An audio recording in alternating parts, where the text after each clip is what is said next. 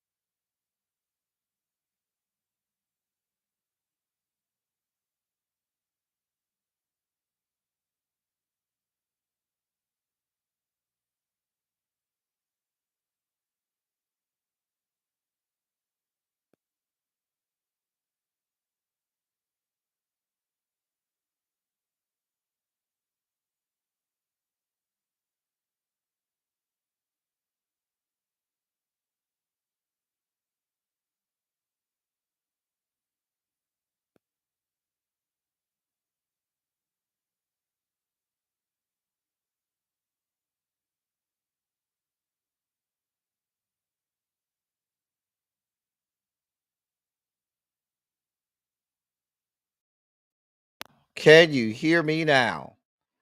All right. Hopefully you can hear me now. But y'all got this new pink edition of Red Bull. I'm going to try it now. I just opened it.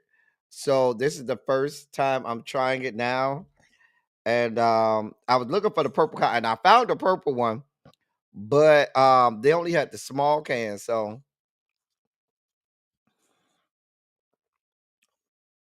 okay. I like this. Listen, y'all. This is a winner. I like this Red Bull. Hold on.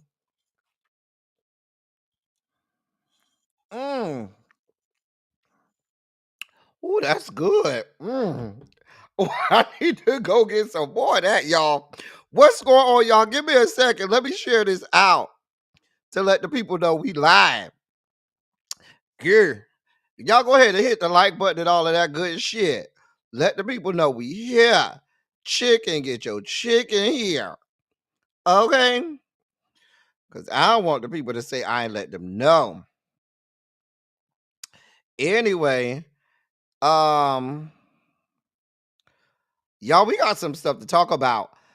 I know on the second half, when we get out of this, yeah, it's pink, girl. It's pink, Tanya Boo. The pink edition, wild berries.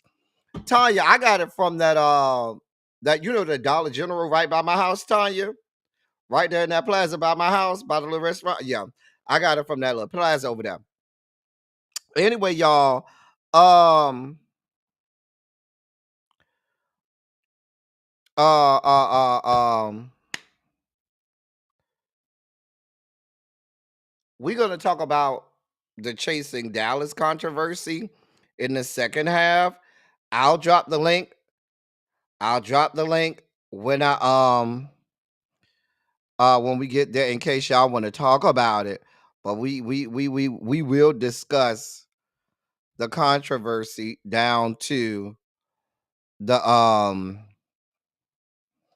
down to the chase in Dallas, okay? Cause it's a lot going on, y'all. It's a lot going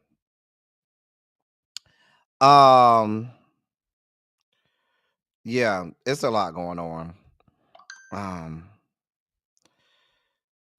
What was I about to say? I'm trying to post this in the members only chat, and I got distracted because they listen. We have an NSFW area of the members only chat, and it goes down over there. Listen, y'all, if you're not a member, shout out to the members. If you're not a member, I don't know what to tell you, but sometimes you go over there and not safe for work section.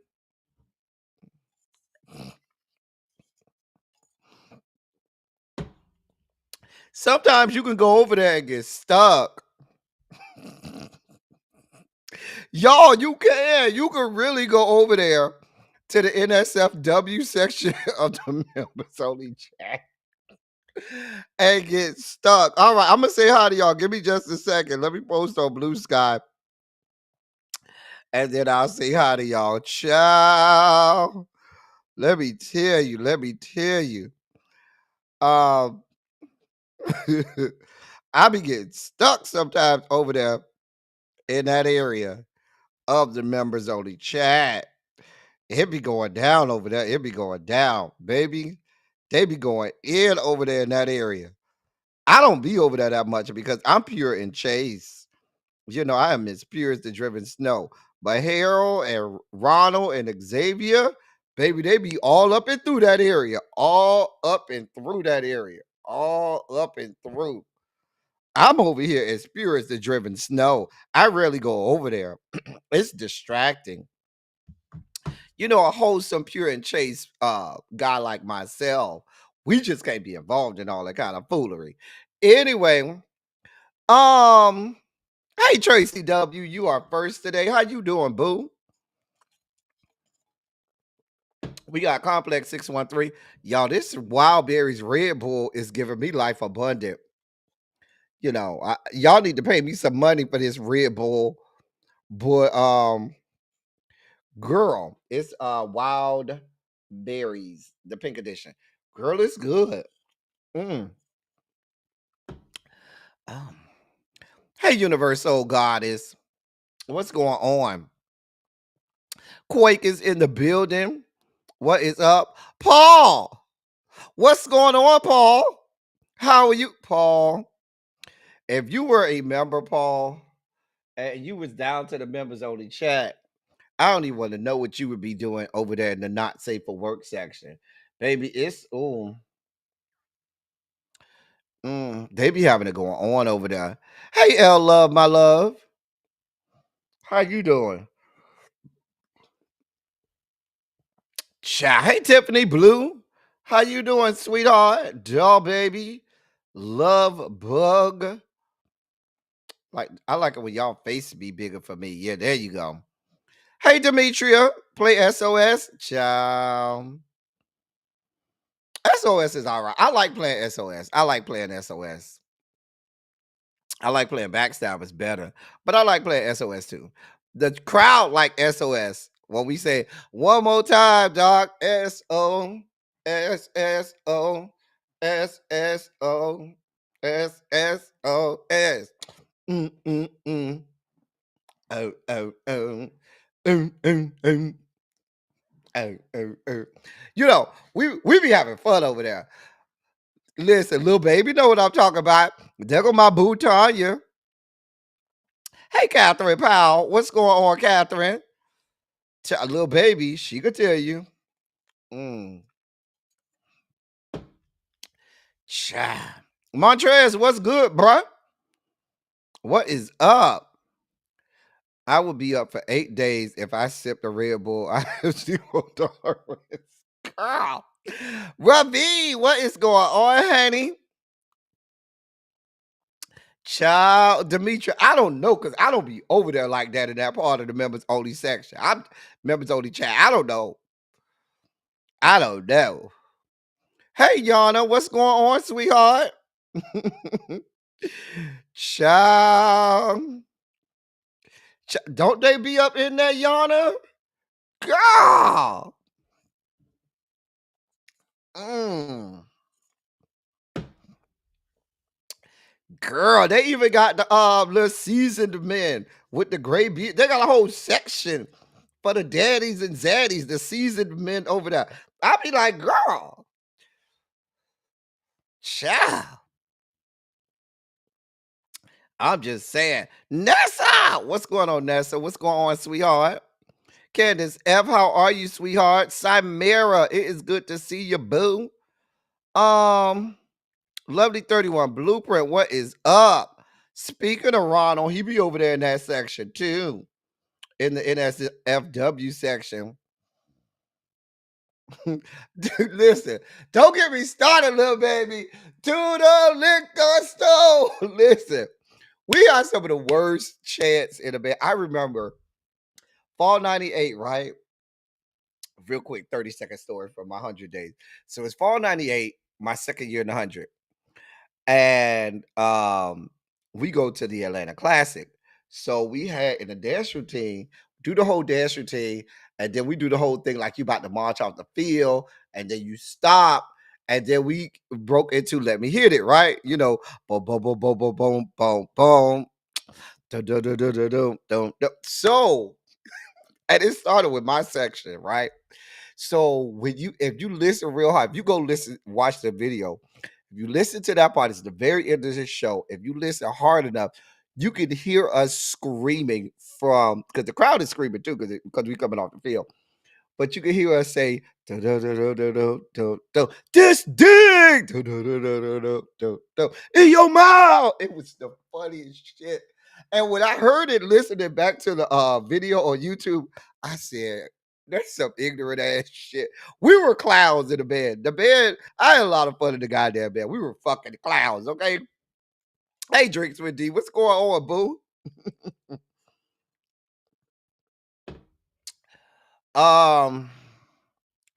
Child. We gonna. I don't think I saw that part about Kirsten Gillibrand. So she's voting for the Republican bill. I told y'all we'll get there. We'll get there. Chimera. We'll get there. Hey, Jeannie, what's going on? So don't do that. Don't do me. Don't do me. Even though my first year in the band, Dr. Foster was still band director. Let's get down to the dossier, okay, y'all? Because y'all is distracting me. Y'all know it don't take much. Got me all distracted and shit. Okay.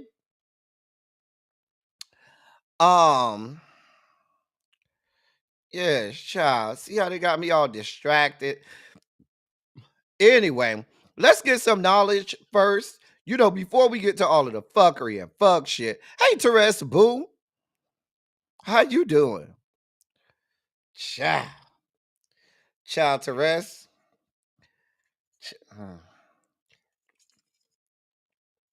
Therese, we about to have grand session in a few weeks in April. It's gonna be our grandmaster and our grandworthy matron is moving. The line moving. Child, it's about to be a whole situation over there.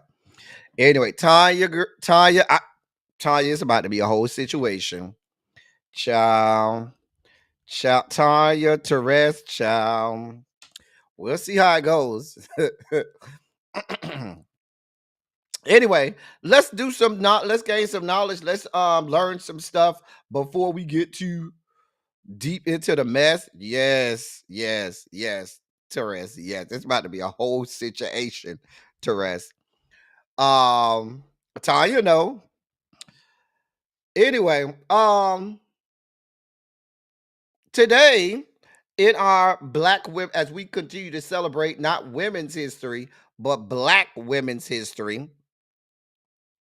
I did see your email, L Love. I did. We're supposed to spotlight that in our Kornacki's Khakis Corner this week for a Silly Saturday.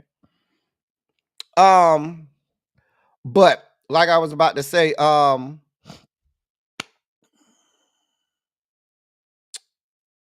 let's do some knowledge. Let's learn some Black women's history. Yes, it's Women's History Month, but over here on this channel, we will spotlight Black women's history. So today, we have a very interesting individual. Now, y'all know I've been trying to cover women, Black women from different fields and genres and different, areas. So today we cover religion. All right. Today we're going to look at religion. Today we're going to look at Sister Thea Bowman. And when I learned her story today, I was like, wow, never heard of her or her story. But today we'll learn all about Sister Thea Bowman. I hope that you learned something. Hopefully, I shouldn't say hopefully, but I would venture to guess many did not know who she was, but let's see if you did. Sister Thea Bowman was a Catholic Franciscan nun, evangelist, and educator known for introducing culturally inclusive practices into the Catholic liturgy. Her contributions were so significant that she is being considered for sainthood. Thea Bowman was born Bertha Elizabeth Bowman on December 29th, 1937 in Yazoo City, Mississippi. Her mother, Mary Esther Coleman, was a teacher, and her father, Theon Edward, was a physician. Bowman grew up in Canton, Mississippi. Although her parents were Methodists, she attended the Holy Child Jesus School, a Catholic school for African American children. She was greatly influenced by her teachers, who were members of the Franciscan Sisters of Perpetual Adoration, FSPA, which is a religious order from La Crosse, Wisconsin. When she was 8 or 9 years old, she asked her parents for permission to convert to Catholicism. Then, at age 15, Bowman moved north to study at the St. Rose Convent in La Crosse, Wisconsin. When she joined the order in 1953, she was the FSPA's first African American nun. She was given the name Sister Mary Thea in honor of the Blessed Mother and her father, Theon. Sister Bowman trained to become a teacher and taught on every level. She earned her BA in English, speech, and drama in 1965 from nearby Viterbo College, now Viterbo University. She received her MA in English in 1969 and a PhD in English literature, language, and linguistics in 1972, both from the Catholic University of America in Washington, D.C. She was an elementary teacher at Blessed Sacrament School in La Crosse, Wisconsin, and a high school teacher at Holy Child High School in Canton, Mississippi. In the 1970s, She taught English for several years at Viterbo University. As a graduate student, she created the first Black literature course at a Catholic university.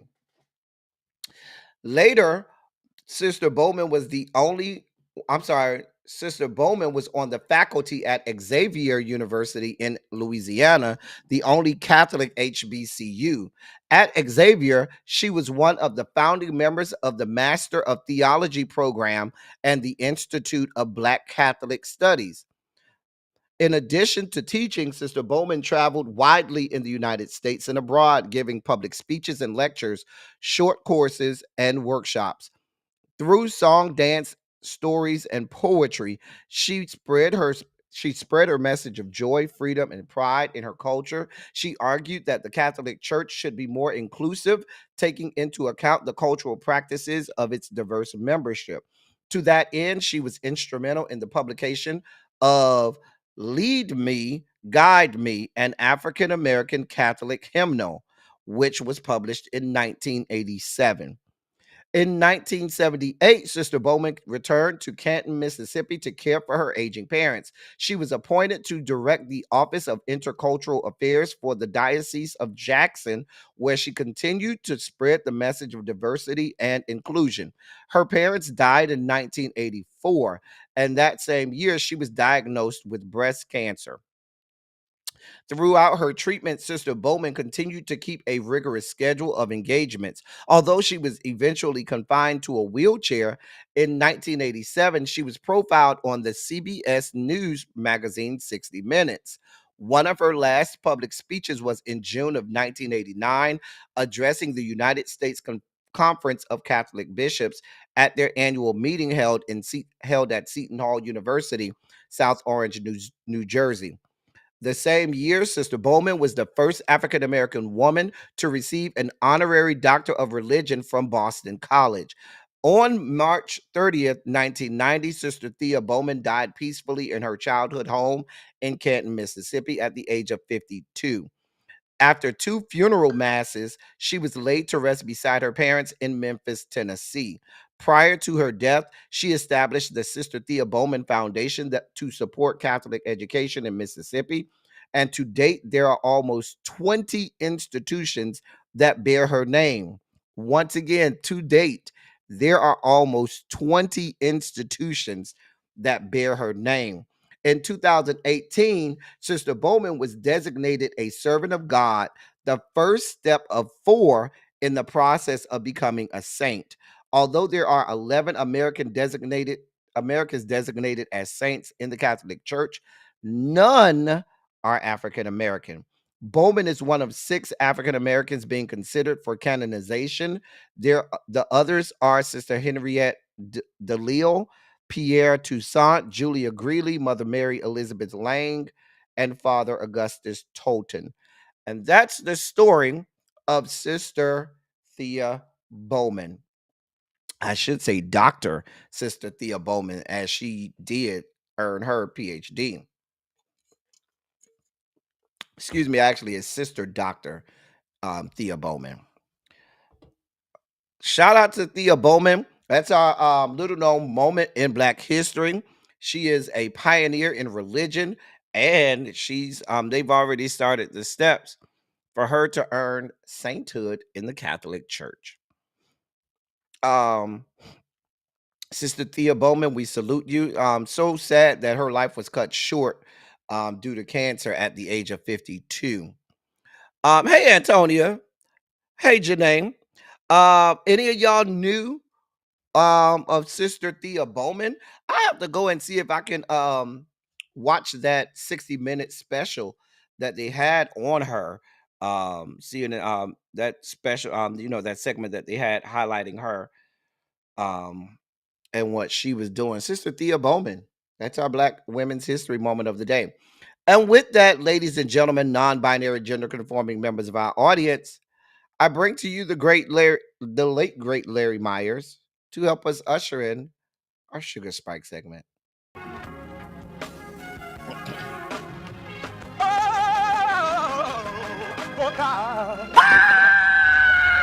You see, this is the part that I like. Major sugar spike. So loved the world, I want to fight. That he gave his only begotten son. Major sugar spike. And shall ever believe Major sugar spike. they shall not perish, but have everlasting life. Taste the biscuit. Jesus. So, y'all's president takes another L. Hey, Pinky Tiki, what's going on, sweetheart?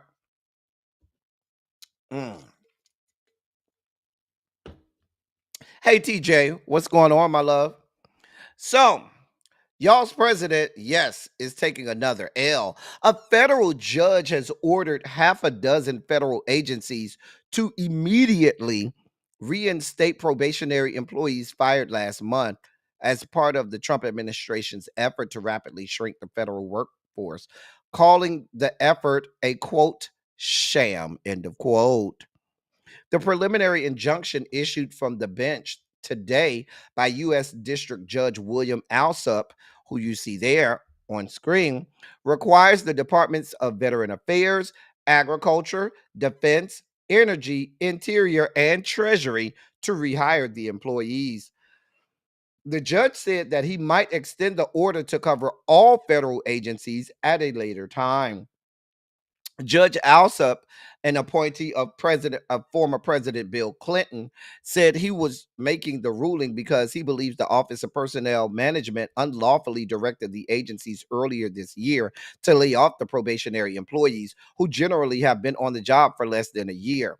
Quote, the court finds the Office of Personnel Management did direct all agencies to terminate probationary employees with the exception of mission critical employees. In the quote, he said, rejecting the arguments from the Justice Department that OPM merely issued guidance to the agencies that then led to the firings. The judge said the order is effective immediately. Quote, this is the order and it counts. End of quote. The ruling came in a case brought by labor unions and others challenging the Office of Personnel Management's role in the firings, which affected thousands of employees and sent shockwaves through various federal agencies, some of which later rehired some of the workers. Judge Alsup was highly critical of the administration's justification for firing the employees. OPM had provided agencies with a template termination letter that cited the employees' quote performance end of quote as the reason they were being let go. But the judge said the rationale was the government's attempt to end run federal law, setting up specific rules for reducing the federal workforce. Judge Alsup said in his ruling, quote, the reason that OPM wanted to put this based on performance was at least in part, in my judgment, a gimmick to avoid the Reduction in Force Act, because the law always allows you to fire somebody for performance. It is a sad day when our government would fire some good employee and say it was based on performance when they know good and well it's a lie. That should not have been done in our country. It was a sham in order to try to avoid statutory requirements. End of quote. Read.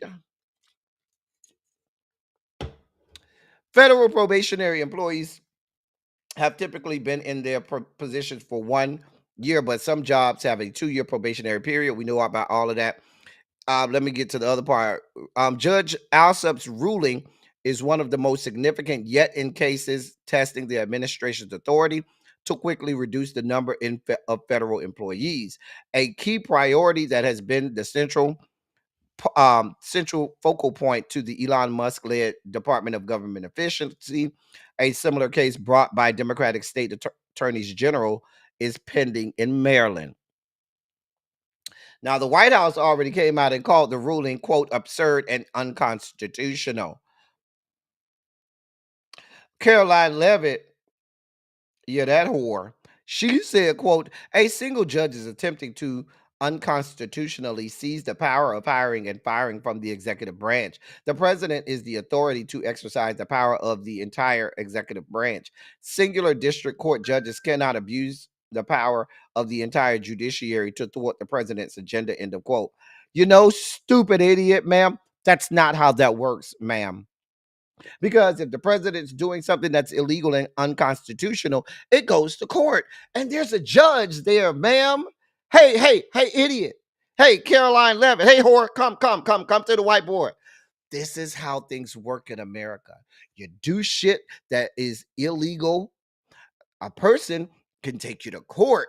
And when you go to court, you can have a judge, a single person that can decide that you did something illegal. So what the fuck are you talking about? That he's trying to seize the power of hiring and firing? No, that's what you all are trying to do. Because technically, like the judge said, there's already a reduction in force act that was passed by Congress. It's a law that's on the books, ma'am. You know, that you people are trying to violate. And that's why you told them, yeah, here's a template to say that it was performance based. You people were lying from the beginning. And we caught you and we saw it for what it was. And y'all thought that it was just going to blanketly just make it through and nobody was going to do anything. But you forgot that there's not just two articles. There's not just two branches. There's Article 1, there's Article 2, and then there's Article 3. And while Article 1, the first branch of government, the legislature has pretty much bent over, went straight bohica for Donald John Trump. Article 3 hasn't done as much. Article 3, we are seeing, is still holding up, at least until they get to the damn SCOTUS. But at least we see Article 3 is trying to hold up in this system of democracy. I love the fact that he said, I might do this for all agencies, because y'all over here with this fuck shit. Shout out to Judge Alsup. I'm just saying. Because y'all are y'all, this shit was a sham, like the judge said, from the very fucking beginning.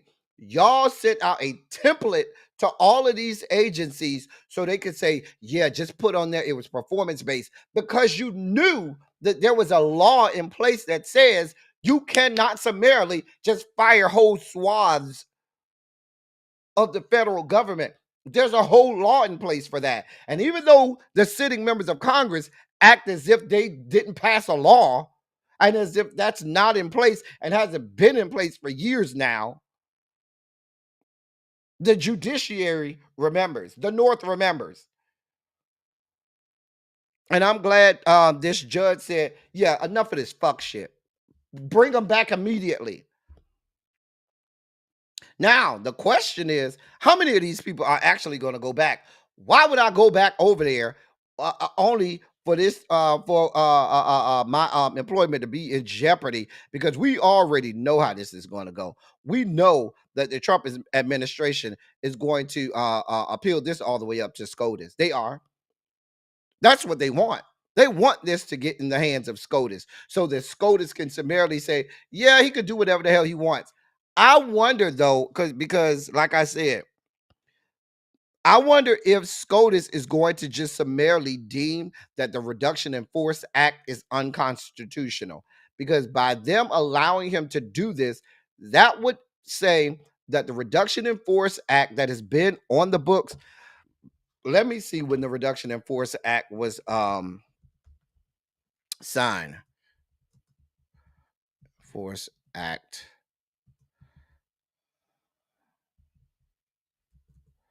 When was it signed?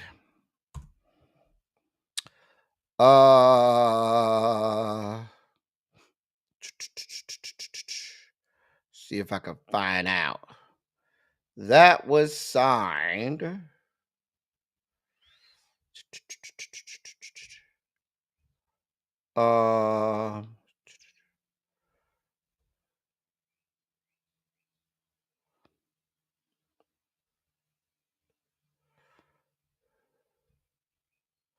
Hold on, let me see, y'all. Mm-hmm. Hold on, y'all. I just want to I want to see.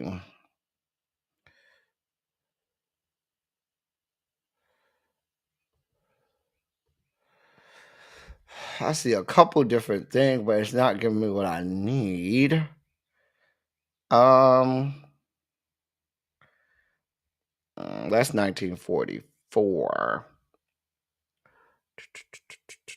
But it's been in place for a long time. That the point that I'm making is the Reduction in Force Act has been in place for a very long time. A very long time. I'm trying to see when exactly it was signed. Because they're saying it derived from the Veterans Preference Act of 1944.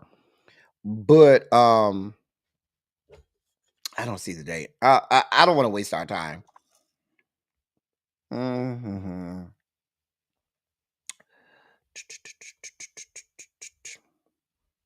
Damn it.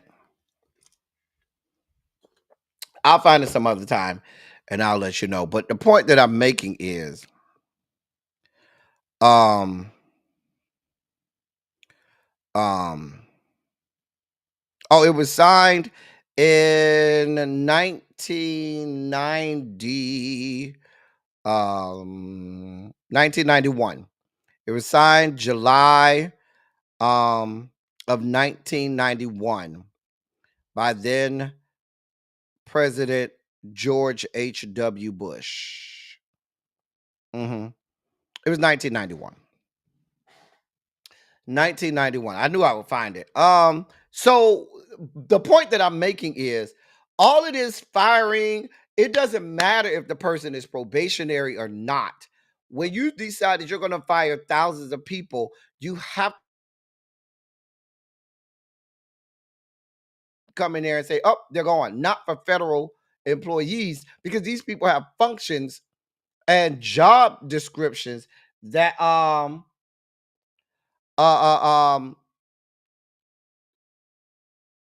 that help run the government.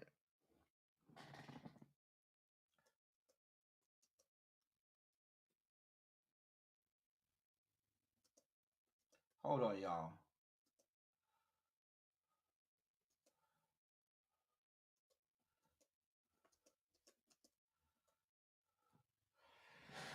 Hey, Sweet Pea. Anyway, so I'm glad this judge did. This is a big, big, big decision. Like I said, I know full well that the Trump administration will go ahead and appeal this all the way up to the Supreme Court. I fully expect this to get to the docket of the Supreme Court, who he is expecting, who the Trump administration is expecting to carry the water for him and uphold anything that he wants to do. Like I said, this is an L for Donald Trump, and we're glad to see it. In more news, well, speaking of the Supreme Court, your president is fully expecting the Supreme Court to uphold him summarily taking the Constitution and using it as toilet paper. So, the Trump administration has now asked the Supreme Court in a series of emergency appeals today to allow him to move forward with plans to end birthright citizenship, elevating a fringe legal theory that several lower courts have resoundingly rejected. In a series of emergency appeals, the Trump administration argued that lower courts had gone too far in handing down nationwide injunctions blocking the controversial policy, and it asked the justices to limit the impact of those orders. A federal judge in January described his executive order as, quote, blatantly unconstitutional, end of quote, and blocked its implementation. Days later, a judge in Maryland said that Trump's plan, quote, runs counter to our nation's 250-year history of citizenship by birth, end of quote.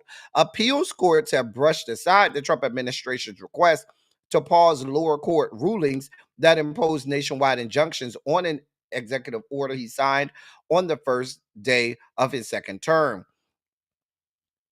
Some conservatives, a landmark Supreme Court precedent from 1898 affirmed that that reading of the law, which says that any which guarantees citizenship to any quote born or naturalized anyone quote born or naturalized in the United States in the quote regardless of the immigration status of their parents.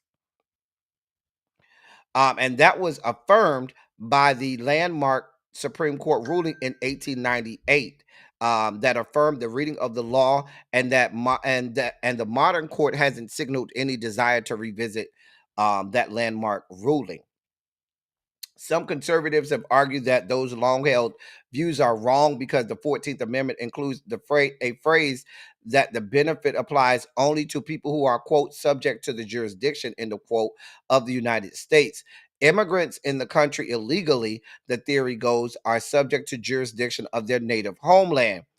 Courts in Maryland, Massachusetts, and Washington have all issued injunctions blocking implementation at the request of more than 20 states, 2 immigrant rights groups, and 7 individual plaintiffs. Now, let me just set this up for what, let's be clear. You know why the 14th Amendment was put in place? Amendments 13, 14, and 15 directly dealt with Black people. Now, birthright citizenship was because they were trying to deem black people not citizens, because in the South they were not free, they were property.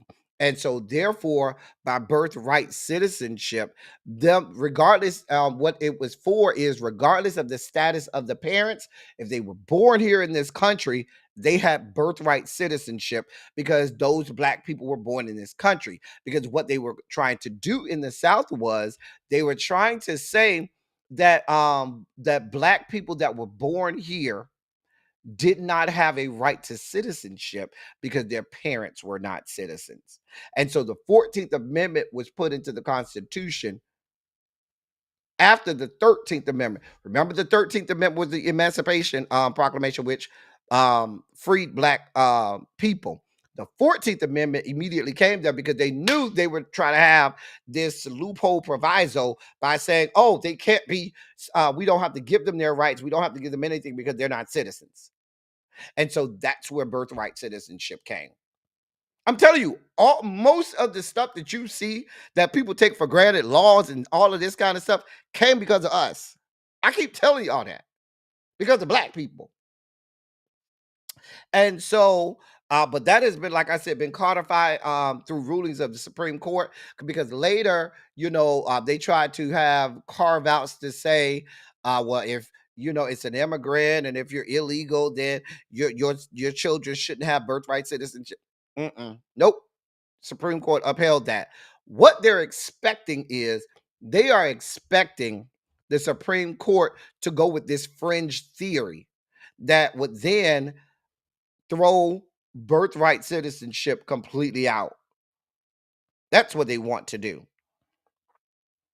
And that's a very listen, as far right as the Supreme Court is, as much as they are bought and sold for this administration, I would be completely floored. And as much as we might say they're way off the deep end on the Supreme Court, I would legitimately be very surprised if the Supreme Court voted to say, well, we'll rule on the side of the Trump administration that birthright citizenship should not be upheld.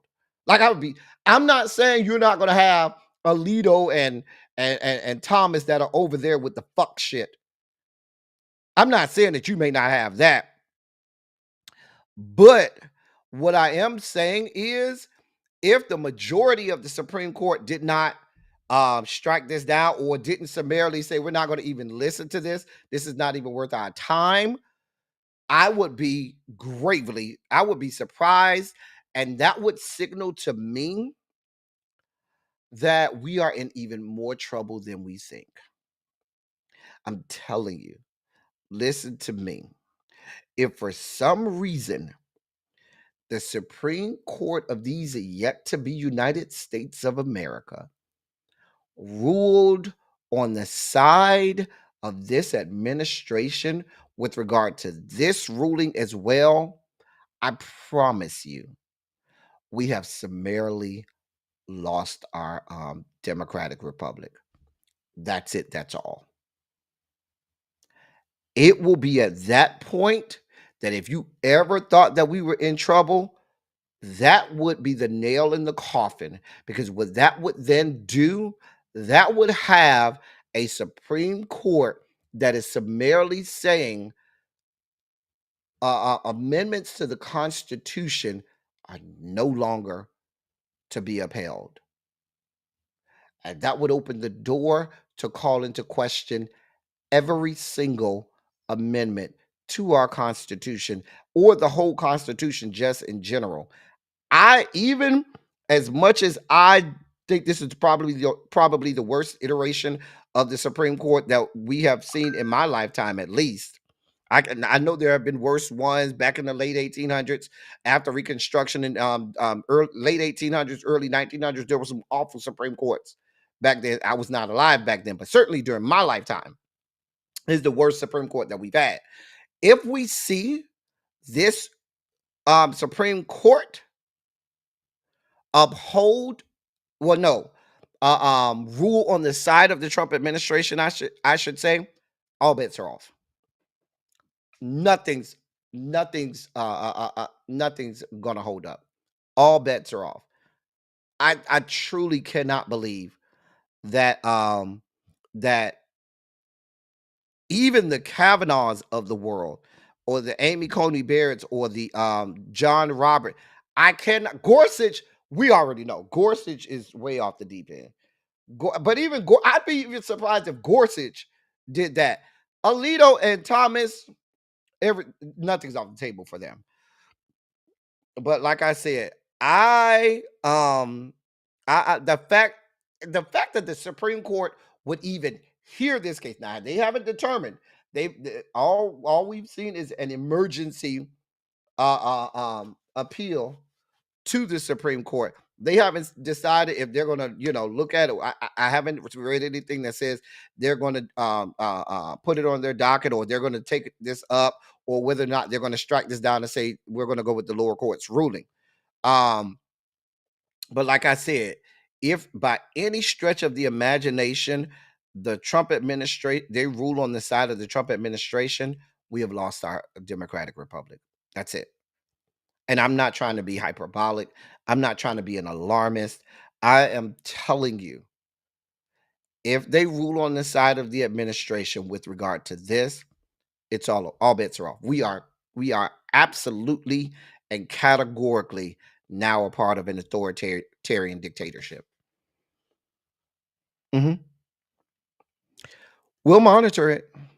Those of you living in DC, there's news for you. So here we go. Washington, D.C. faces $1.1 billion with a B dollars in budget cuts if the Senate approves a temporary budget proposed by Republicans to keep the government running. Now, in this government continuing resolution, they plan to cut $1.1 billion in funding to the District of Columbia. The cuts would result from the continuing resolution, which would keep the government open through September 30th. It could lead to massive layoffs of teachers, police officers, and EMS service workers over the next 6 months. Although DC already had its 2025 budget approved to the tune of $21.5 billion, it has raised the money via taxes. Republicans proposed continuing resolution bill left out language that normally fully approves DC's budget so that business can carry on as usual when a temporary budget is in place. While House Democrats unified and voted no on the continuing resolution bill, House Republicans unified and got the bill to pass with a slim majority. We know that right now this CR bill is sitting in the Senate chambers. We know that this has to be decided. So if they pass this continuing resolution bill as it is right now today, which is supposed to fund the government until September 30th, that's going to cut $1.1 billion from the DC budget. And like they said, this means jobs for people working for the District of Columbia. That's EMS workers, that's firefighters, that's police officers, that's teachers, that's sanitation workers, that's across the DC government. Mm-hmm. Because y'all trying to save money for DC, but y'all had enough money to tear down the Black Lives Matter street, right? But like I said, don't get caught in the hype. Don't look at that's all smoke and mirrors to get your eyes off the prize. Stuff like this, where you have over $1 billion in funding that's being cut, that's what you have to pay attention to. Don't pay attention to some of this other fuck shit. Y'all want to tell out the Black Lives Matter? We can't stop you. Well, y'all gonna do it anyway? Go ahead. What we need to be focused on is calling these senators and letting them know you cannot vote this bill in, because we have a lot of black people that still live in the District of Columbia that will be affected. Services in the District of Columbia will be affected. The functioning of the District of Columbia will be affected. And we have to keep our eyes on the prize and stay focused on those things that we know will directly affect us. And this right here stands to directly affect a lot of black people. Now, I know huge swaths of DC is being gentrified. There's a whole lot of white people stay in DC that ain't used to stay in DC before. However, there's still a lot of us there. And DC is always at the risk of stuff like this because they're subject to the whims of Congress. Like it says, taxation without representation. And I love Representative Norton, but she done been. How long has Representative Norton been there representing DC? She done been in there at least 30 years. Hold on. How long Elena Norton been in there? I know she been in there at least 30 years. At least 30 years. Hold on, let me see. She been in there at least 30 years. See how long she been in here.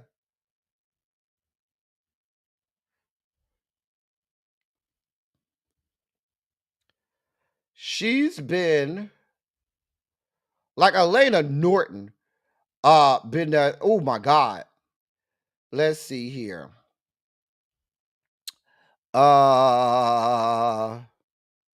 It's since 1990. Since 1990. That is 35 years. She's been there since 1990. And I love her down, but it's time for somebody else. I love you down, Representative Norton, but she's been there forever. It's too long. It's way, way too long. She's been there since 1990. Since 1990.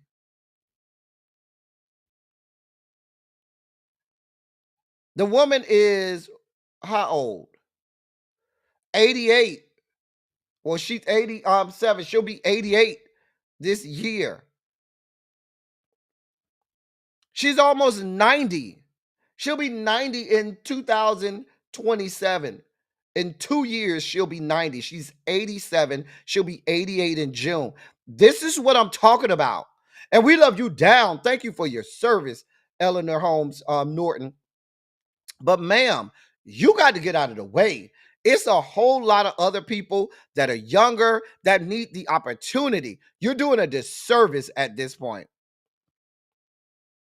You're doing a grave disservice to the constituents of DC at this point, because you cannot tell me there's nobody else in the whole of the District of Columbia that can be the delegate to Congress, that may not have the vitality, the vigor, and the energy with which to continue the fight. You've done a great fight, and you have been there for the District of Columbia, but ma'am, it's time. Same thing with Maxine Waters. We love you down. But ma'am, it's time for you to get out of the way. Same thing with Jim Clyburn. Same thing with my frat brother, Benny Thompson. There's a whole group of them that have been in the uh, uh, um been in Congress since God was a child. It's time. Y'all, if you are a leader, one of the jobs of any leader is to groom and train the person coming after you, because you cannot be there forever. And if you haven't done a good enough job to train the person that's coming after you, to mold and train your successor, someone to take up the reins after you are out of leadership, you have failed as a leader. And if you're a leader in your fucking 80s telling me that there's nobody there to take over for you, you have failed. That is your fault as the leader.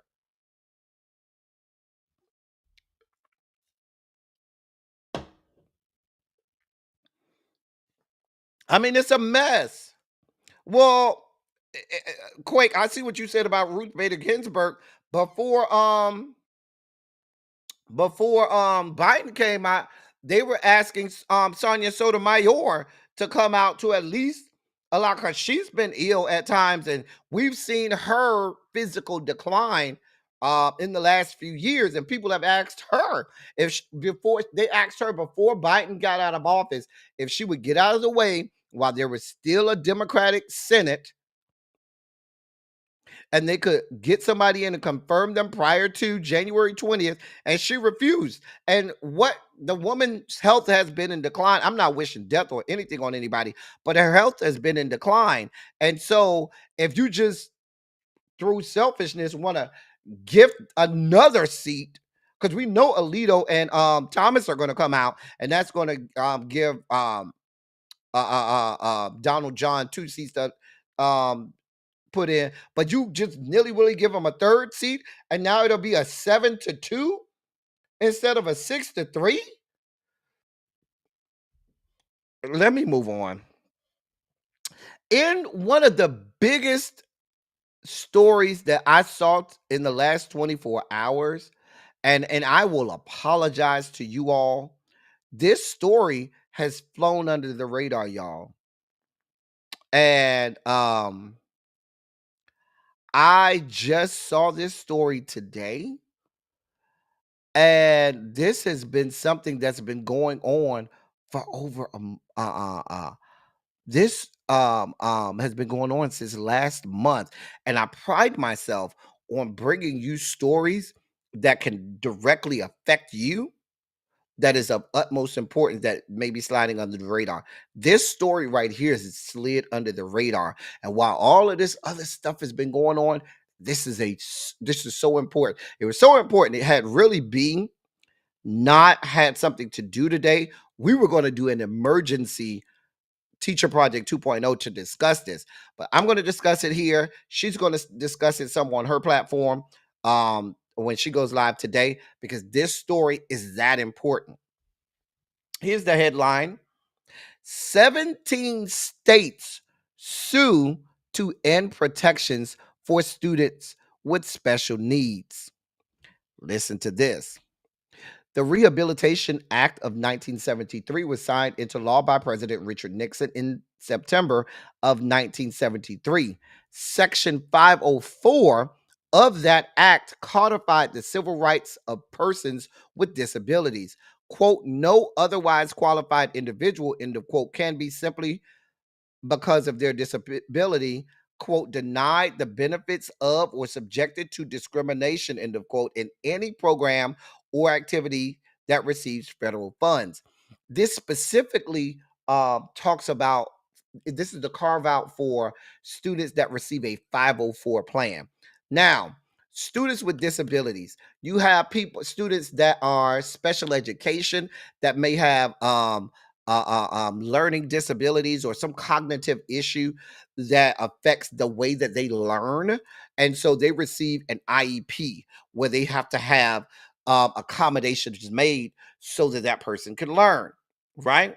504 is different. Most of the 504 plans you get are because of something physically wrong with that person and they need an accommodation. For example, the young man you see on the picture, he has a wheelchair. So he received a 504 plan. There's nothing cognitively wrong with him. Nothing affects the way he learns except for he needs an accommodation so that he can use a wheelchair in classes or to get back and forth to various classes in school.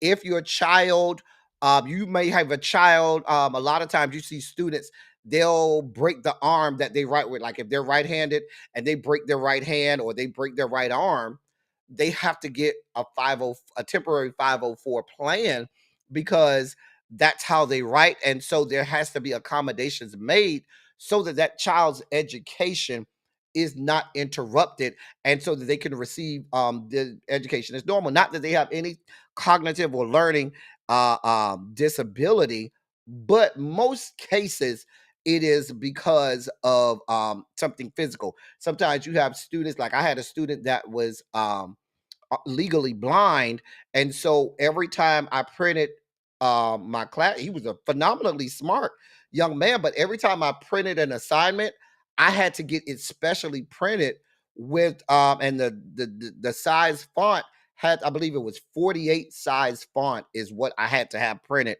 for him. And he had his little magnifying glass and everything. And so I had a 504 plan for him. And I'm going through this, I'm taking some time to go through this to help you understand what this is about. Even and those students, they even get those accommodations for standardized testing. And for anything that involves their education, they would have a 504 plan. And that's what section 504 of of this 504 of the Rehabilitation Act of 1973 is for. So the fact that you have states that are now going to court over this is gravely dangerous. Let me continue reading this article. The law has turned out to be hugely important in education, offering an even broader definition of students with special needs than the IDEA,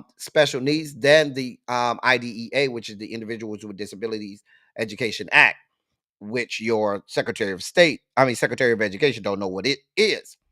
So the 504 plan is more broad. It's different than IDEA, although they loop it in with it.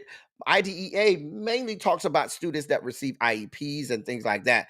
Although there's a carve out of IDEA for 504s, 504 plan was already carved out years ago, more than 50 years ago in the Rehabilitation Act of 1973.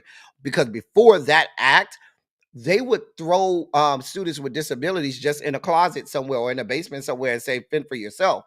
And they did not get provided adequate education simply because they had a disability. Now, 16 states have joined the state of Texas. It started with Texas. I told you, Texas is the first cog always in the holy trinity of racism, discrimination, and bigotry. It was Texas first. I told you, Texas is always the front runner on discrimination, disenfranchisement, and oppression. It's always Texas. Texas was first. They filed the lawsuit first, and now 16 states have joined Texas in asking the court to declare Section 504 unconstitutional. Why Texas first? Because Texas is in which circuit? Say it with me, ladies and gentlemen. The Fifth Circuit. And what is the Fifth Circuit? Where democracy goes to die. On the surface, the lawsuit appears to be one more battle over the rights of transgender citizens. Under the Biden administration, the Section 504 definition of disability was expanded to recognize that gender dysphoria may be considered a physical or mental impairment. Texas Attorney General Ken Paxton sued the Biden administration in September of 2024, saying that it was, quote, abusing executive action, end of quote, to sidestep the law. The state was suing, the state was suing, quote, because HHS has no authority to unilaterally rewrite statutory definitions and classify gender dysphoria as a disability, end of quote. The suit spends over 30 pages objecting to the addition of gender dysphoria to Section 504 definition. It argues the rules understanding of gender dysphoria. It argues the characterization of Olmstead, a 1999 case that found persons with mental disabilities have the right to live outside of institutions. It argues that the new definition conflicts with the Americans with Disabilities Acts. It asserts many negative impacts for each of the states that have joined the suit, including, in many cases, challenges with Medicaid compliance. On page 37 of the suit, it um it reached its third or fourth of four counts. The lawsuit switches gears, arguing not for an excision of the new language, but the elimination of this of Section 504 entirely. The suit argues that Section 504 is, quote, coercive, untethered to the federal interest in disability, and unfairly retroactive, end of quote, and therefore unconstitutional. So what that means is, instead of saying let's just eliminate the language that the Biden administration added, they want to get rid of Section 504 completely. And that's the dangerous part. Even if you say the fact that Biden added gender dysphoria to that is unconstitutional, illegal, you could have had a lawsuit just to carve out that language and say leave it as it was and just take out the language that was added by the Biden administration. That's not what they're doing here. What they're doing here is they want to eliminate Section 504 completely. And I promise you, ladies and gentlemen, elimination of Section 504 completely is a grave disservice to millions of children across this country. And you may say, well, my child doesn't have a disability at all. What did I just explain to you? Your child may have an accident playing sports or something that impairs how they go about school normally. And you may need a temporary 504 plan for that for your child. Now that's all out of the window. Oh, you can't write with your right hand because you broke it at baseball practice or basketball practice. Baby, fend for yourself. We'll have nothing for you. There's no legality in that right now. There's no teeth in it if this law is stricken down. Every state has to have students has to have 504 plans for students that fall under that. Um I never thought, and this is me, y'all know, I always am a pessimist. I always expect the worst. I could have never dreamed. I could have never dreamed. I could have never dreamed that we would be at a point where you would have states, 17 states, want to eliminate the 504 section of the Ratification Act completely. I, in my wildest dream, could not have conceived this. This now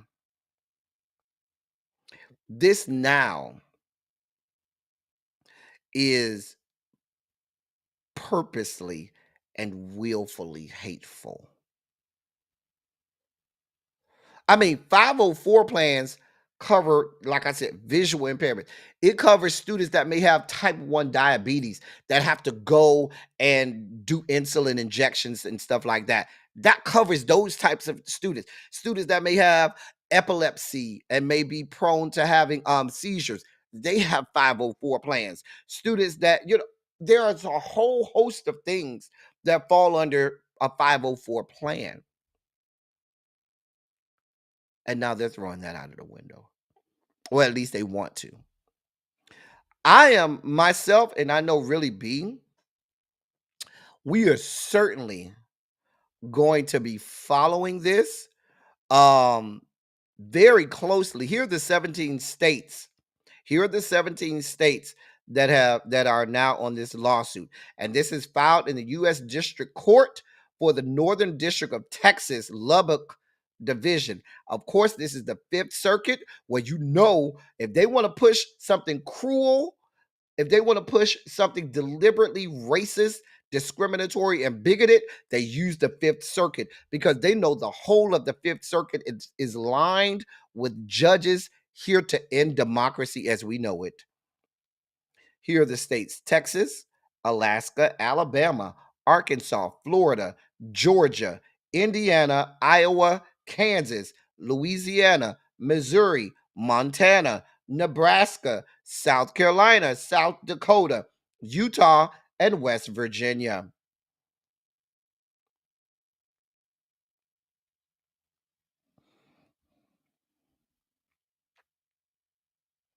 Now, ironically, many of these states have parents' rights laws. But if they win this lawsuit, the parents who have children with disability are going to have whole rights of their children snatched away from them. Unbelievable. Unfucking believable. There's a lot of things you could have told me. And the fact that this has been going on for over a month now, these other 16 states signed on in the middle of this article that I have was from February 13th. And I try to be on the cusp. I'm going to put this article in the chat because uh, uh, um, many of you all may have children that have 504 plans. You may have loved ones, family members, and or loved ones that fall under that have 504 plans, or you may have, or whatnot. I admonish you to go there. Even if you do a Google search to say what is a 504 plan, you could do that as well. But this is dangerous. Let me give you those states again. If you live in these states, you need to really pay attention to. And I'm spending more time on this because this is so important to so many people. Let me give you those states again. Here are the states. You got Texas, Alaska, Alabama, Arkansas, Florida, Georgia, Indiana, Iowa, Kansas, Louisiana, Missouri, Montana, Nebraska, South Carolina, South Dakota, Utah, West Virginia. And I'm going to put those states in the chat. So you can have those states in the chat for you as well. But like I said, this is scary, y'all. This is so dangerous. I am certainly going to stay on top of this case. I'm going to stay on top of this. Hey, Xavier, I like I said, I have not seen something as grave as this. Thank you for your super chat, Aisha. She said, "Thank you for sharing information with the masses, sir. So appreciate. You're welcome." Like I said, I definitely. This is something that I have to bring that I had to bring up. Section 504 predates the Department of Education. There was before there was a Department of Education, there was the 504 section of the Ratification Act.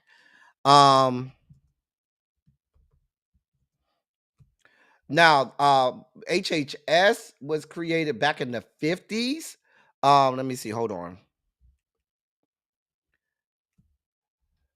Back in 1953 is when the Department of Health and Human Services was created. So this would have been after it was created. So it probably came under the under HHS. But this was the Ratification Act was passed by Congress and signed into law by Richard Nixon. So the fact that this they're trying to have this whole thing eliminated is beyond my level of I can't even begin to wrap my brain around this happening, y'all. This is something that we really, really, really, really, I'm definitely going to pay attention to and make sure that I keep you updated on this. In some news that may some of y'all may want to know about, put a 27 in the chat if you drink cognac. If you drink cognac, go ahead and put a 27 in the chat. Just go ahead and put a 27 in the chat.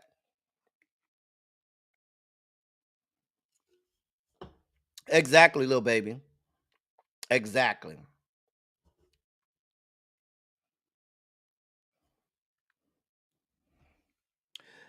Yeah, put a 27 in the chat if you are a cognac drinker. You might like the Douce or the Hennessy or the Courvoisier or, all of those other cognacs that people drink. I'm not a cognac drinker. Remy Martin.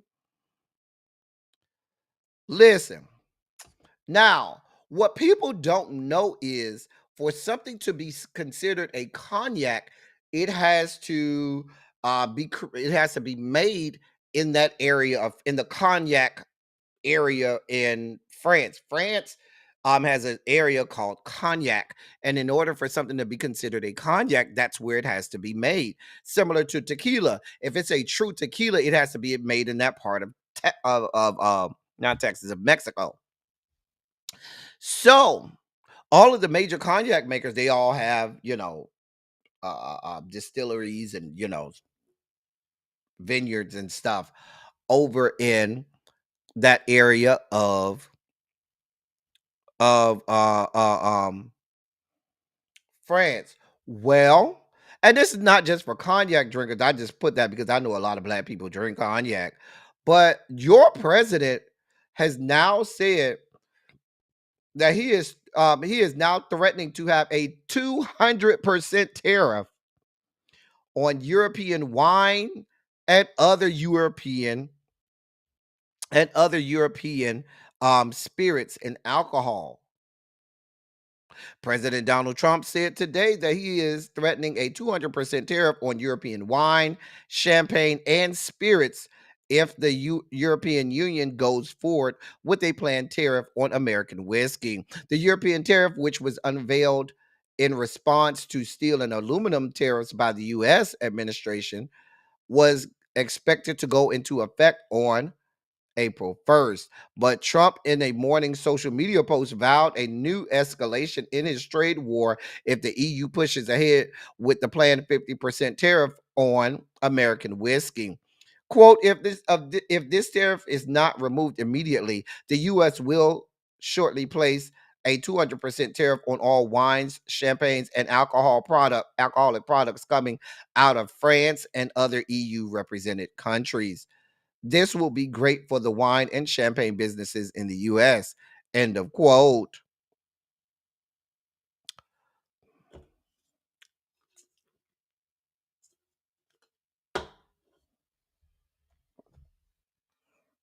Here we are. What do y'all want from me? Here we are. Go ahead and stock up on your wines, stock up on your anything that comes from out of the Europe, that's alcohol. Get your shit now. Baby, I don't know what to tell you. I don't know what to tell you. This is the person y'all voted for. Okay? I ain't got nothing to do with it. Don't look at me. Child, grandma, yeah, you know that's made over there. Baby, I ain't got nothing to do with it.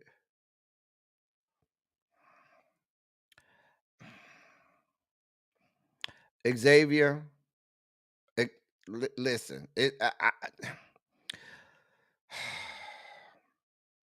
they have not put a tariff on the Japanese alcohols, so we should be good, little baby.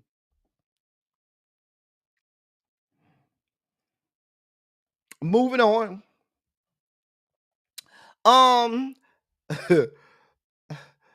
The Trump administration's plans to detain migrants in Guantanamo Bay, Cuba, hit another roadblock this week after all 40 such individuals held there was sent back to the United States with no further deportation flights scheduled to the island. A defense official confirmed to outlets today there are, quote, zero, end of quote, migrants being held at Naval Station Guantanamo Bay, including a group of 23 high threat individuals held at the detention facility on base and 17 others who were detained at the Migrant Operations Center there. The official did not say where the men have been moved to, but multiple outlets reported they were transported by U.S. Immigration and Customs Enforcement aircraft Tuesday and relocated to one or more of the agency's facilities in Louisiana. You notice they shipping all of these people to Louisiana because what that Louisiana is a part of the Fifth Circuit. Do the math. We don't have that type of time. We got to move on. In more updates from the Mahmoud Khalil situation. Well, Mahmoud Khalil is now, and I don't blame him, he's suing Columbia University, the House Education and the House Education Committee over his detainment. His detainment in student records. A detained activist Mahmoud Khalil filed a lawsuit today against Columbia University and the House Committee on Education and the workforce to stop the school from giving student disciplinary records to lawmakers. Khalil, a former Columbia student who was arrested by Immigration and Customs Enforcement after playing a leading role in pro-Palestinian demonstrations, is suing alongside other students after the House committee sent a letter on February 13th demanding student disciplinary records from certain incidents on campus, saying the school would risk loss of federal funding if it failed to comply. The suit is seeking declarative and injunctive relief to stop the transfer of any more records until a decision is reached by the court. The lawsuit reads, quote, the committee's letter is clearly intended to chill the protected speech of the university's students. End of quote. The lawsuit alleges compliance with the letter would violate the students' First Amendment rights, privacy laws, contractual obligations by the university's own rules, and in effect coerces the university to ignore the law. Y'all see what I don't blame him for suing these people because the Congress were trying to force these administrators, these school administrations, to send disciplinary records to Congress so that they could target certain students, right? Mind you, Mahmoud Khalil never participated in the protest. He was a leader and organizer, but he purposely never went out and participated in the encampments because he knew he had a green card, and he knew that he was on a green card, a permanent green card, and didn't want any adverse effects. Now he was one of the leaders, and he would go to the university administration on behalf of those that were part of the encampment, and he was one of the leaders that would have the meetings negotiating with administration on pulling out funding for any organizations that fund Israel, but he never participated in the encampments or the protests himself. He just helped lead and organize it. But here we are. Here we are. Here we are.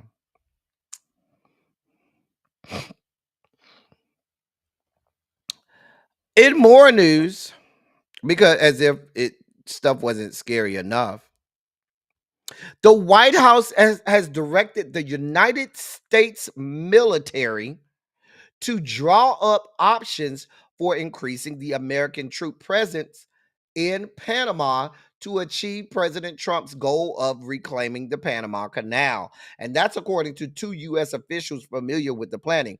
During a joint address to Congress last week, Trump said, quote, to further enhance our national security, my administration will be reclaiming the Panama Canal, end of quote. Since then, administration officials have not said what reclaiming means. U.S. Southern Command is developing potential plans that vary from partnering more closely with Panamanian security forces to the less likely option of U.S. troops seizing the Panama Canal by force. So everything is on the table. Everything from working alongside Panamanian security forces to actually seizing the Panama Canal by force. They're putting options on the table, y'all. Now, whether military force is used according to the official, at the Department of Defense depends on how much Panamanian security forces agree to partner with the U.S. Now, the Trump administration's goal is to increase the U.S. military presence in Panama to diminish China's influence there, particularly access to the canal. Both Panama and China deny there is any foreign interference in the 50-mile canal, whose neutrality is enshrined in Panama's constitution. Chinese officials have accused the U.S. of using coercion to pressure Panamanian officials to block Chinese Chinese aid projects, excuse me. The U.S. officials told NBC News that the commander of the U.S. Southern Command, Admiral Alvin Halsey, presented draft strategies to Defense Secretary Pete Hegseth this week. Hegseth is expected to visit Panama next month.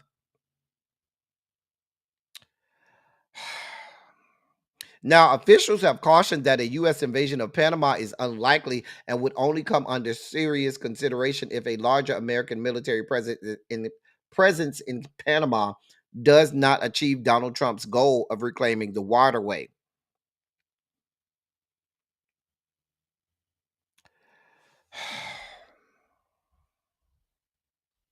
Here we are. I told y'all point blank. You put some of the motherboard of the church to my channel.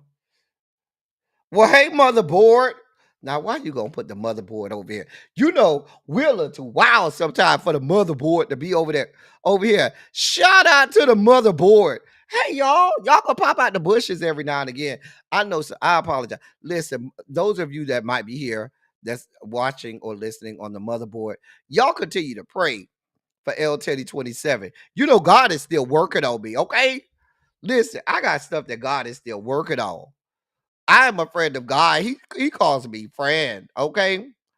But I know that God is still working on me and stuff. Let me text Really B and tell her to give me an extra 10 minutes. I'm supposed to let y'all up here. Let me see if she can get me till 7 o'clock.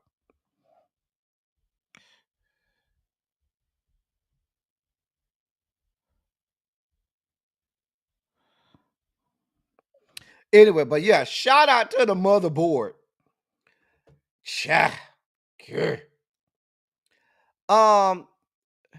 As we shift out of our sugar spike segment and further into the dossier,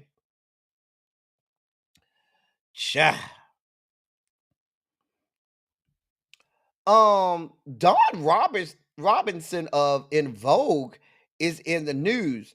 Now, she came out and said that she's basically damn near homeless. Says she's been living in her car for the last 3 years. She opened up in a YouTube video about her journey since reaching stardom. Took this shift a few years ago. She said, quote, "For the past almost 3 years, I've been living in my car," end of quote. She revealed this, explaining that in 2020, rising tensions with her mother forced her to move out of her parents' home in Las Vegas. After spending a month living in her car there, her then co-manager suggested she relocate to Los Angeles, assuring her she could stay with him until she found a permanent place. However, when she arrived, she was surprised to learn he had no space for her. Instead, he offered to cover a hotel stay, which ended up lasting nearly 8 months. Though he was footing the bill, she recalled feeling constant stress over the costs. Despite her efforts to find an affordable apartment, He reportedly dismissed all of her suggestions, leaving her stuck. Quote, I think you guys, people want to trap you and keep you in a situation where you're vulnerable and depending on them. And I wasn't the one. So yeah, I got out of there. End of quote. Determined to regain control of her situation, Robinson took matters into her own hands. Quote, I told my assistant one day, I have been researching car life, and there's a whole community of people that live in their cars, their RVs, vans. I loved what I was seeing, and I just thought, wow, if these people could do that, I could do this, I think. And so I ended up in my car, and it's been, like I said, 3 years. End of quote. Now, she went on to say, don't feel bad for her. Quote, this is not like, oh my God, poor Dawn, she's living in her car. It's not like that. I'm learning about who I am. I'm learning myself as a person, as a woman. I think you had to, I think if you had said to me while I was in Vogue, you're going to be living in your car one day, I would have been like, no, I'm always going to have an apartment. I can't live in my car. We say that we can't do certain things before we even know we're capable. I'm glad that I made this choice because I needed to go through this fire, through this period of isolation. I wouldn't trade any of what I've gone through for anything. I miss my family, but I'm proud of me. I'd rather be on my own right now and see my family when it's time and when things change. End of quote. I don't know, Dawn. Listen, I don't know. Hey, Harold. Harold. Hey, Harold. Listen, Don, I ain't got nothing to do with it, Don. I don't got nothing to do with it. Baby, if you want to live in your car, go ahead and live in your damn car. I don't know what you want from me. I mean, well, apparently her ex-husband is offering her a job now. Andre Allen, who's her former husband, he is extending a helping. When he heard about it, he said he's extending a helping hand after she recently revealed she was living out her car. Child. He said, quote, entertainment isn't going to pay her what she's worth. End of quote.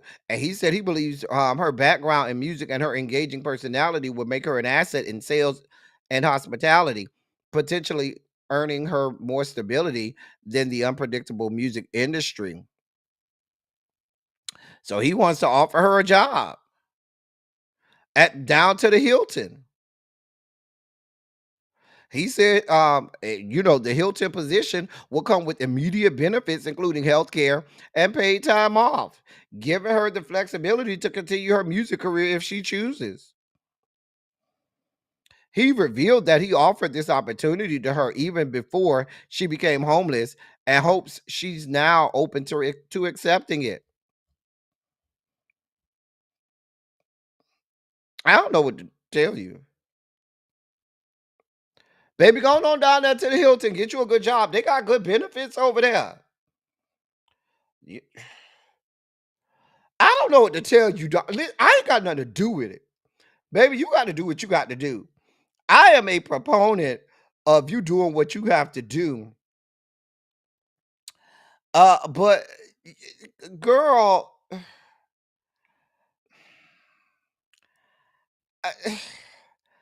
I, I don't know what to tell you, man. I don't know what to tell you. I really don't know what to tell you, Don. Cause you over here making like, oh, it's no problem. I enjoy living out my car. Baby, I don't buy it. I don't buy it. I do not buy it.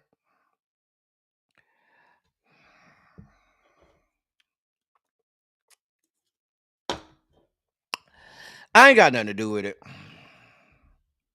Listen, nothing to do with it. Y'all, listen. Let me show y'all how petty really be is. I sent really be a text message, right? And said, can you give me to 7 o'clock? 7 o'clock? this what this hooker sent me. This what this hooker sent me. I can't stand her. She said, okay. She said she'll get me till 7 o'clock. I can't stand her.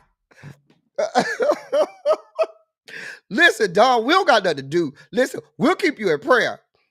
We'll keep you, we know the word of prayer. We're gonna talk to God and tell him to be with you. Okay. God be with you, Don. We'll know. Listen, if you happy over there, we are happy for you. If it's good for you, it's great for us. If you like it, we love it. We ain't got nothing to do with it. Baby, go in and live in that car. Go down and watch your cooch and your ass and underneath your titties down to the bathroom and McDonald's or whatever you do, or to the gym or wherever you taking a bath at, whatever. Baby, make it happen. Just leave us out of it. If you like it, we love it. We ain't got nothing to do with it. Because you got to wipe up underneath your titties and wipe your cooch and your ass crack and stuff. Baby, where are you washing up at? I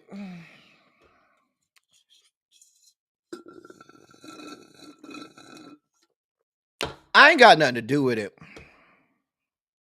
Nothing. Right. In Vogue, always on concert somewhere. On the little tours and some people just don't want to do right and don't want to work. Baby, I ain't got nothing to do with it. Go with God. Go with God. So listen. There's a whole I told y'all I was gonna drop the link in case y'all wanted to come up. Here's the link, y'all. In case y'all want to come up. So there's a whole controversy. Look at Demetria. Demetria, you ain't shit. God, Demetria, you ain't shit. Woo! Child. Miss Cookie Ray, you say she booked the busy right down to the car. Child. She says she have a gym membership. That's when she take showers. Child.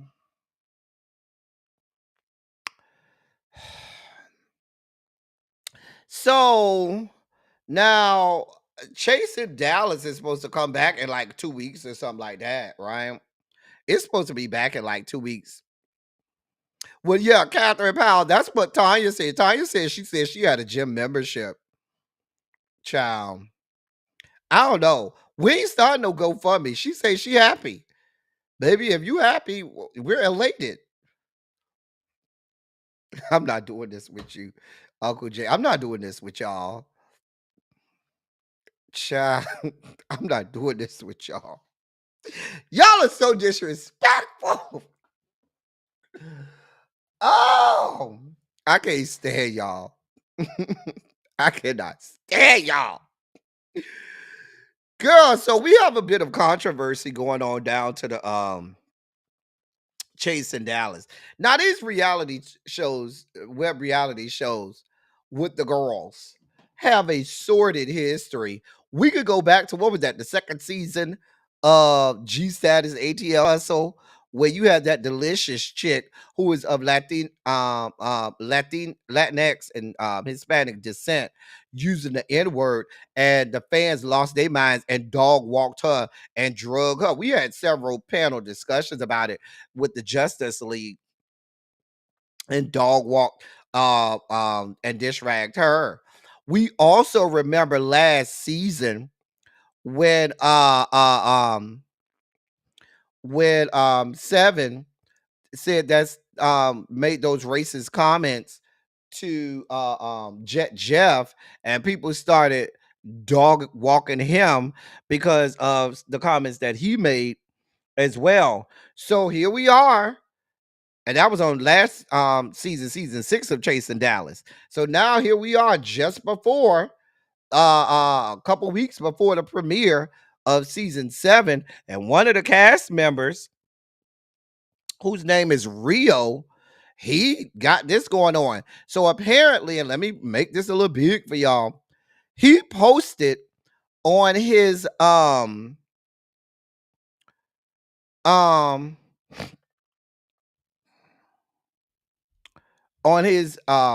Instagram story the following, what you see on the far left: Mexicans are N-words too.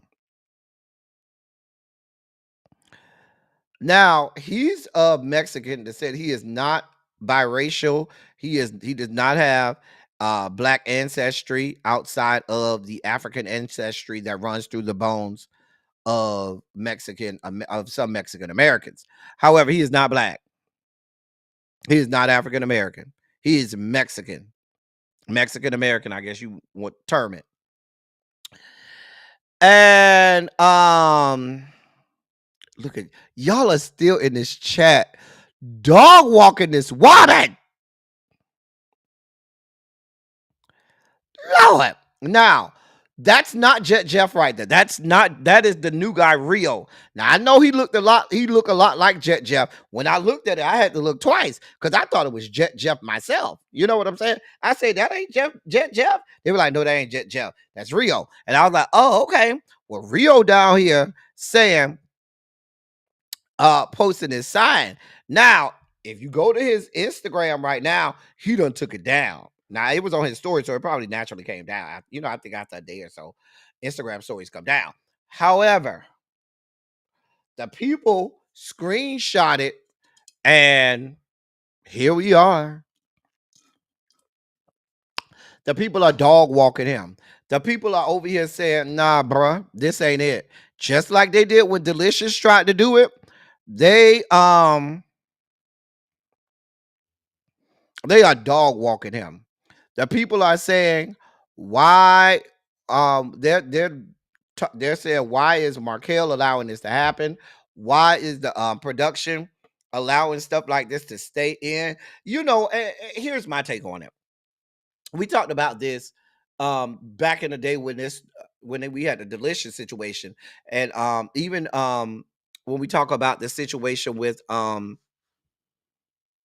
last season, and there have been multiple situations on multiple shows with this. First of all, production, you have a responsibility. You do.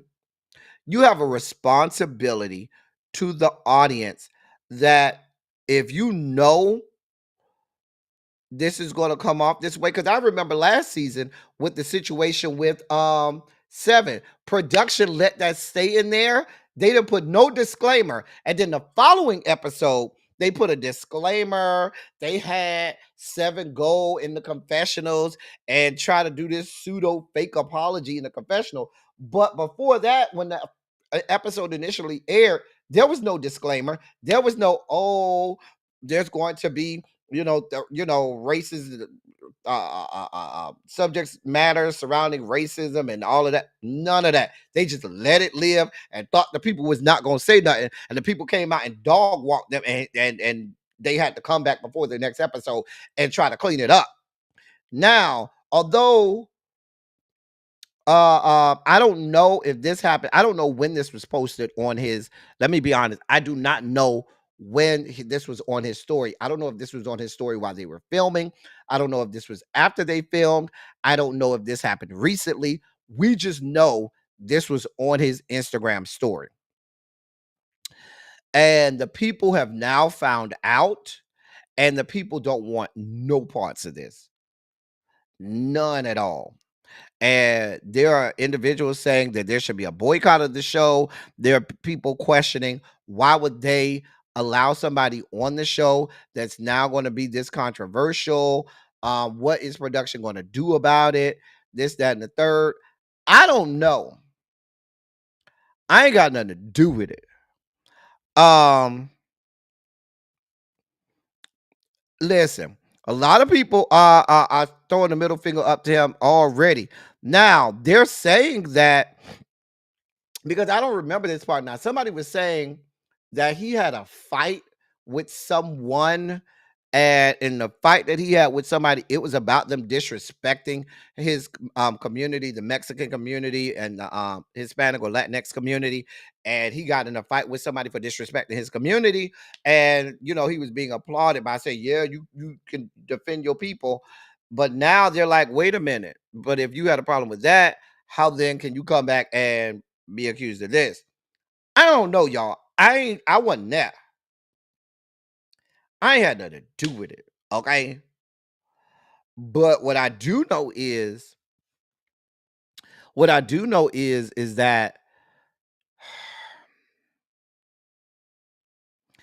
we're better than this. Especially, y'all know I have within the LGBTQ plus community when we have these shows, y'all know I like to hold these people's feet to the fire. And that includes Markel and Dario and anybody involved with this. If it were me, I would, and this is not something that hasn't happened on other mainstream reality shows. What I'm doing is I'm editing them out. And if it's that hard for you to edit them out, you need to have a disclaimer at the beginning of every episode that says, although you will be seeing scenes with, I think the guy's name is Rio on it, the um, um, the production team and those associated with the Chasing Reality brand do not agree with his stance. We vehemently denounce the things that he has said. Although you will see him, we will not include any of his confessionals. He is not invited to the reunion, and he is no longer associated with the brand. That's how I would start every episode, because now you stand to alienate everybody that watches the show. Now you're going to have people, before you start the first episode, people already going to feel some kind of way. Every time that young man opens his mouth, people are going to be looking sideways. They're going to overanalyze every word, syllable, letter, and character of what he says, looking for anything that could be slightly or even remotely deemed racist, bigoted, discriminatory, or anything of that nature. They're immediately going to pounce on that and be ready, like rabid dogs. Okay. Anytime he has an argument now with somebody that's black, he's going to be automatically get the bad edit, even though they're not going to edit him the wrong way. The water is already tainted. The water is, I'm not even going to get into the merits of what he said being categorically and unequivocally wrong. You know what I'm saying? I don't even know that I need to go into all of the reasons why you posting a post that says Mexicans are N-words too is wrong. We don't even need to go down that road. We already know that that is categorically and unequivocally wrong. We don't need to hash that out. Black people, we already know that. And we would think that you would know that as well.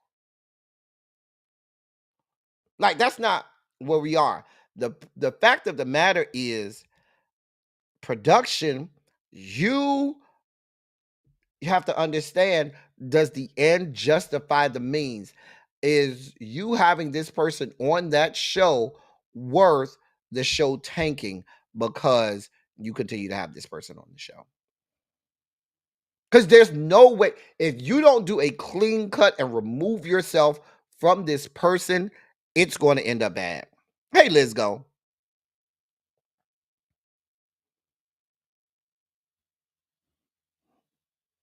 Like, you're alienating your audience.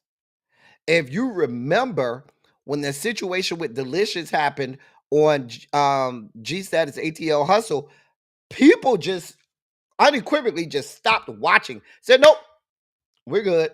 Not going to do it. And their numbers tanked after that. It was a whole firestorm. We haven't even started the first episode yet. That's there. I think it starts the 20 something of March or something like that.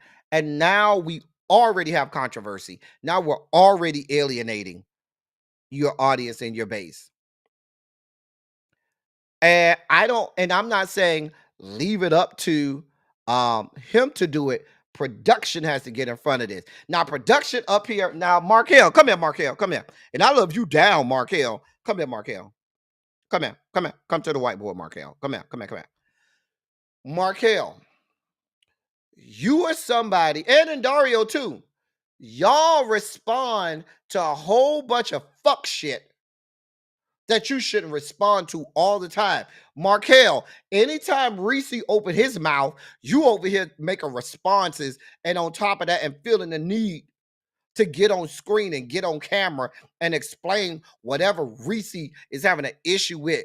And Dario, you at times respond to shit. Well, we be looking like, well, why are you even responding to this? And Dario, and now we have a real issue that affects the brand, affects the platform, and you all are radio silence. Y'all need to get in front of a camera. Y'all need to approach this. Y'all need to be direct. Y'all need to be deliberate. Y'all need to be intentional about saying we categorically denounce the statements that were posted on this guy Rio's Instagram story. We have spoken with him. We have told him that he will no longer be associated with this platform.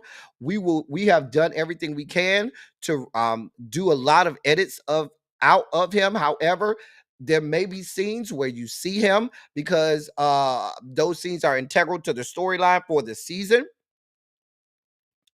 And we will give a disclaimer at the beginning of every episode saying that this young man is no longer associated with the platform. He is not going to have any confessionals. He will not be at the reunion.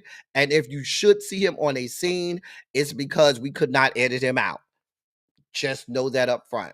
Whatever statement, but you're going to have to address this because now this man got chasing Dallas all over his Instagram. As you can see here, this man is on the trailers. Y'all got this man fighting people on the show. And like I said, from here on out, every time he opens his mouth, people are going to, the people that are still watching, because like I said, you're going to have people that say, nope, not even dealing with it, not going to watch it. You're going to lose audience over this. You're going to lose people over this. But even those people who do watch, every time he opens his mouth, they're going to overanalyze everything he says. They're looking for any slight trace of anything that could be remotely deemed racist, discriminatory, and bigoted. This story is going to grow legs. I know y'all might think, oh, not a lot of people are covering it. Oh, this is going to be a problem. This is going to be a problem. Little baby said, I believe this individual is why I was hesitant about this season. He was a little too much for me from the trailer. Listen, this is not good. This is not good. They want to monetize the outrage. I feel, Xavier, it's going to have a negative effect. The difference between Seven was called out, and Seven was dog walked about what he said. But y'all know how we are about our community. We're gonna chastise you, we're gonna go off, and then they tried to come back and have Seven apologize and all of that afterwards. But Seven is a part of us. And this show is predominantly watched by, I'm not saying exclusively, but predominantly watched by Black people, be they straight, gay, or whatever, mainly Black people. This man ain't Black. And the base of your viewership is Black, and they may feel offended by what this young man has said. That's a totally different situation. Which is why I think it'll backfire if they're expecting people to watch the car crash. This isn't that situation. This is the type of situation where people would check out and say, nope, don't got that type of time. Seven last season told Jeff that he basically, in a nutshell, he said Jeff should not be doing rap because he's Hispanic and rap music belongs to Black people. And that basically, I'm really paraphrasing, but basically said something to the effect of, because you're not Black, you shouldn't be allowed to do rap music because that's our music. Whatever. Um, but yeah, people are going to have a problem with this. And if you don't get in front of this, this thing is going to grow legs and it's going to hurt the season. Right. Cultural appropriation. Right. Yeah, this is going to hurt. This is going to hurt you all. I'm sure now, I don't know if Markel going to even watch this.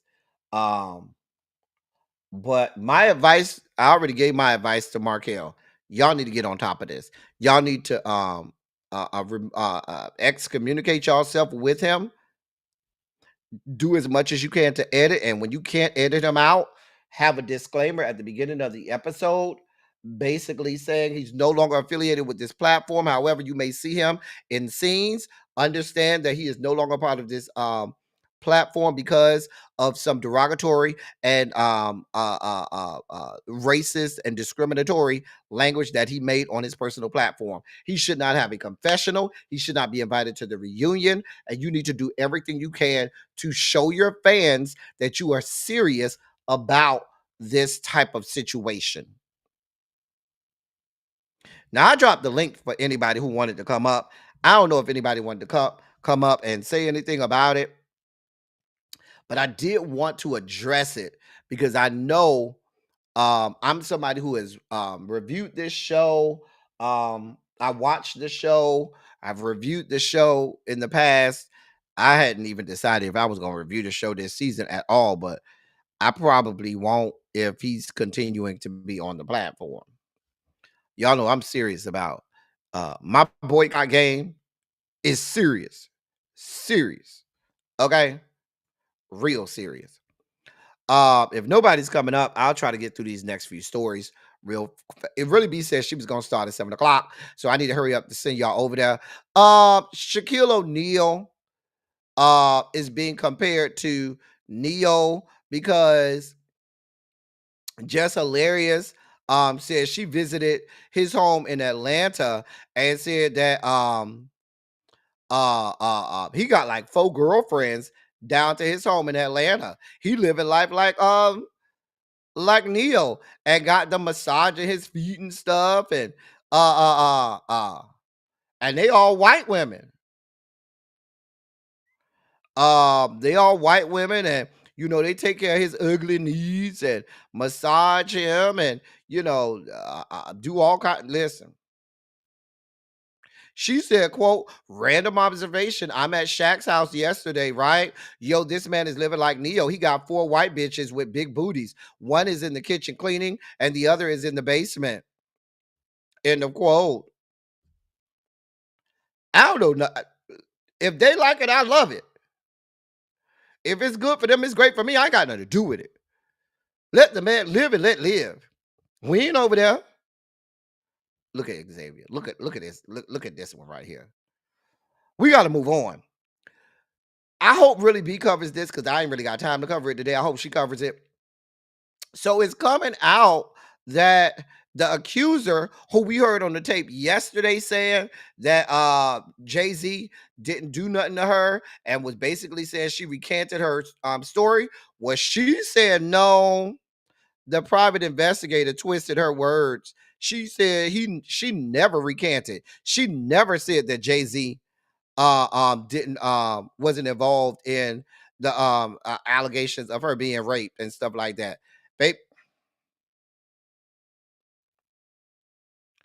she says she doesn't believe that that recording that Jay-Z's private investigators made of her retracting her rape allegations because she's claiming that the 2 private investigators flat out lied in their declaration to the court. I ain't got nothing to do with it. I don't know who to believe. Everybody say the other side is lying. Everybody I don't know, y'all. I don't know. Moving on. In another case where we don't know who to believe. So remember, this is Xavier Worthy. He got arrested over the weekend, I think Friday or Saturday, for domestic violence. They ceremoniously let him go, saying, "Oh, nothing to see here. It didn't happen. Now his girlfriend Tia Jones came out earlier today. She's his fiance, saying that yep, it did happen, and saying that she was he choke slammed her. And she said, quote, I felt like I was going to die. Now his attorneys came out and once again denied her allegations, claiming her application for protective order was unnecessary and a media ploy. I don't know. I don't know. I don't know. This story is not over by any stretch of the imagination. And at this point, I don't know who to believe. Okay. I don't know whether to believe him. I don't know whether to believe the girl, the fiance Tia Jones, the track star. I don't know what's going on. Now, why would the court summarily throw out let him go and throw the case out? She says she was mortified because he knew about her history of abuse in past relationships. And the fact that he choke slammed her, she was outdone. Child says that he slammed her on the bed and began choking her after they were arguing over him cheating.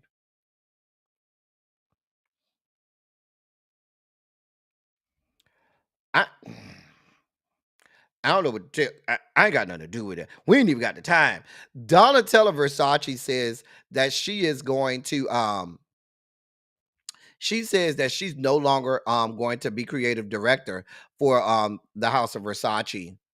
She's stepping down as creative director for Versace.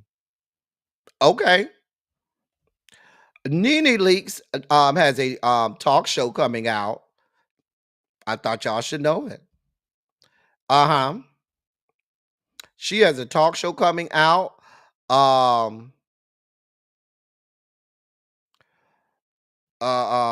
Carlos King is going to be amongst one of the inaugural guests on her talk show.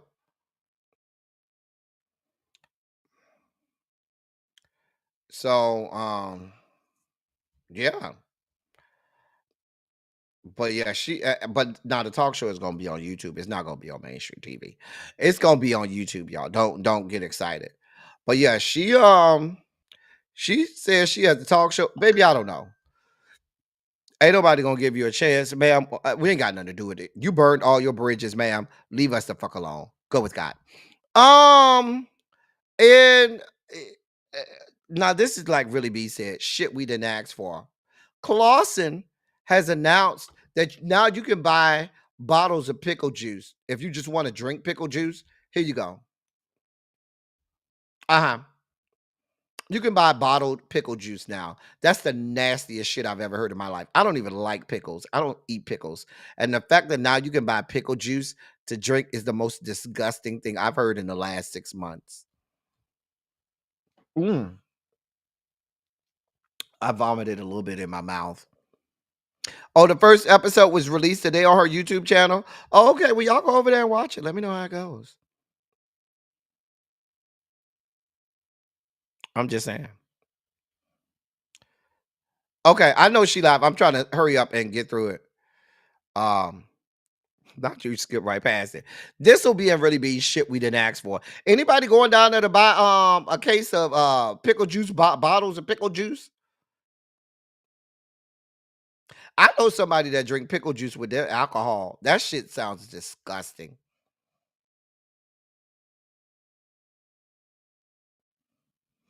Moving on. Man, now with here Yandy was on Love and Hip Hop with the girl saying, oh, when the girl told her your husband tried to talk to me, she was like, no, it was me. I have his accounts or whatever. And you was talking to me when you was going back and forward with him and people started dog walking Yandy. Well, come to find out, Lil Mandisi's and Yandy's son, I don't know if that's Yandy's son, but I know it's Mandisi's son, said, no, it's really him.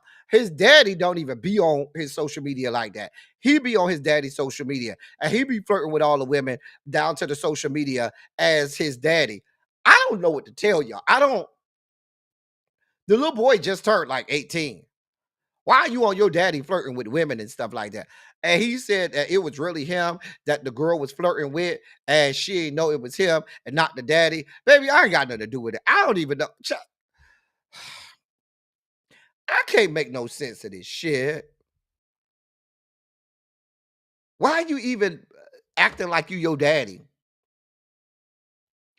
Now, I ain't got nothing to do with him talking to women in his DMs. Baby, I ain't got shit to do with that. What I do got shit to do is, why are you talking to women acting like you your daddy, using your daddy's account and not yours? That's the shit that don't make sense to me. Exactly, universal goddess. Somebody is fucking lying.